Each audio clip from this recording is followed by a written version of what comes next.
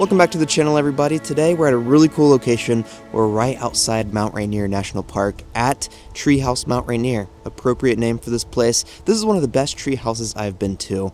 It's built by Pete Nelson, Treehouse Masters, and this one is just so cool. We're one of the closest Airbnbs to this national park on the west entrance here to Paradise, which is one of the popular spots to go and do all the trails at. But whenever you pull up onto the property, it is a blacktop driveway, really nice. There's two spots to park. A lower spot, I'm guessing this is for in the wintertime whenever it's really snowy and icy, because this next part is a pretty steep drive up, and this is your second platform you can park at, which is where I parked at. It's summer. The weather's perfect here. Could not be a better time to be here in Mount Rainier. So park here and you'll start your journey up to the treehouse. Lots of steps up here. The walkway is really pretty. There's lights along the path that lead up to your treehouse, and then we finally make it to the back side right here. Beautifully crafted. If we look under the treehouse, you can see there are 7 trees holding this place all together. The bolts, the beams everywhere. I mean, there's literally nothing under here, under the treehouse. It is really cool and clean looking.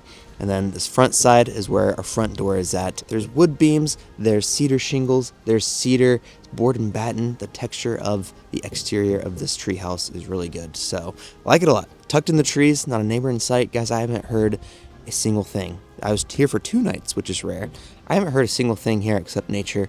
I love it. Now you do hear the swaying of the trees. There's 2 trees in particular in the front that when they sway, you can definitely hear it because of the bolts in the trees. They pop and snap, but it's meant to do that. It's meant to sway and move. I've just never been in the treehouse that's actually done that. So kind of cool to see that. I thought somebody was knocking at the door when I was first hearing that, but nope, it's just the trees swinging. So anyway, we'll walk inside and check out the interior. Walking inside, the craftsmanship does not stop. Treehouse interior aesthetic, the wood everywhere, the beautiful wood floorings. I mean, these flooring alone is really expensive and high quality. I like the dark wood and just the wood walls. They're pretty spacious for a treehouse in here. I would consider this a tiny house. It is 1 bedroom and 1 bathroom. First thing though is our foyer space. Small closet to the left. You can store your luggage here and hang up your clothes, or you can hang up your jackets and stuff right up against this wall. One cool thing I want to point out, if you have a ugly electrical panel, you can hide it like they did here. This thing just comes off really easily, hangs right back up, blends right in. I wanted to point that out. But now we'll walk into the living room space. Spacious in here, vaulted ceilings, dark wood above, and the couch here on the right side is very comfortable.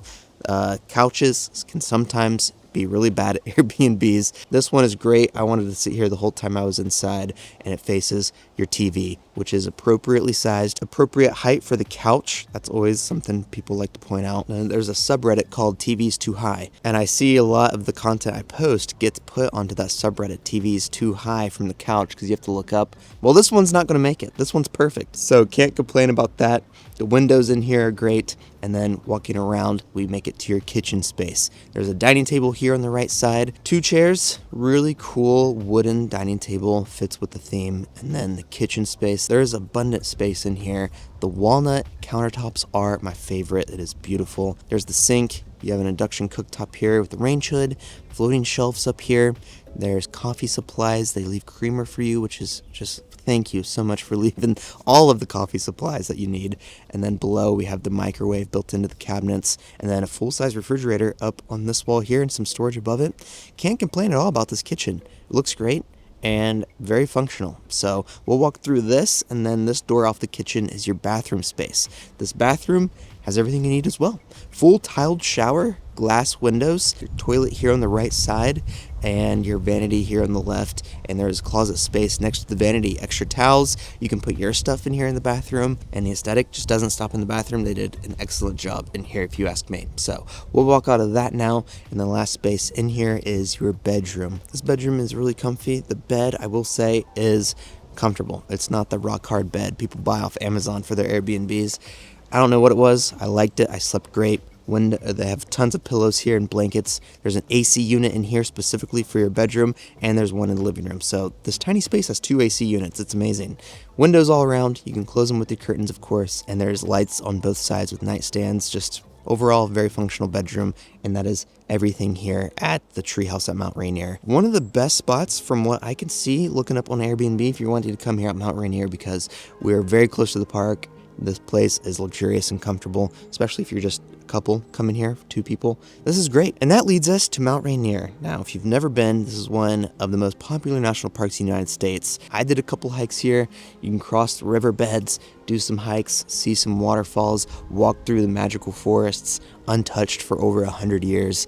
And of course, everywhere you look, the mountain is just protruding out of the earth, staring at you. You know, if you're walking and you turn back, I always think that the mountain is just staring at me. Hikes were really fun. This one was really cool because there was a wooden bridge that walked over the river, and you continued walking and you saw a waterfall up here. Just beautiful. I mean, great views of the mountain here. You can scale it if you want. Only about 5,000 people scale Mount Rainier a year, so if that's something you're into, it might be the spot to come to. And if you're wondering anything else close by, there's a small town called Elbe. I think that's how you say it, E-L-B-E. This was a train logging depot area in the early 1900s, and now they've kind of converted it into a small tourist spot. There's trains here. That's kind of the theme of this town. Trains, you can actually board a train and do a meal as the train goes and does like a little tour. Very cool. And then there's also train restaurants, if you want to check that out, pizza and a diner. And then there's train spots to stay at. Now, they're not as nice as this one. Not knocking them at all. I just saw the photos compared to this one especially, but it is cool if you wanted to stay in the train. And there's like ice cream there. Cool little spot. And then the huge lake here, if you want to rent kayaks, go fish at. This is Alder Lake, I remember, and it's like milky blue right now because this is coming straight from Mount Rainier. So overall, very fun area. I would definitely come back here and do way more hikes at Mount Rainier and just explore the area more. So if you want to check it out, the link to book this place is down in the description below. And if you want to see more behind the scenes of my stays, especially here in Washington, that link is down below too. I have a second channel.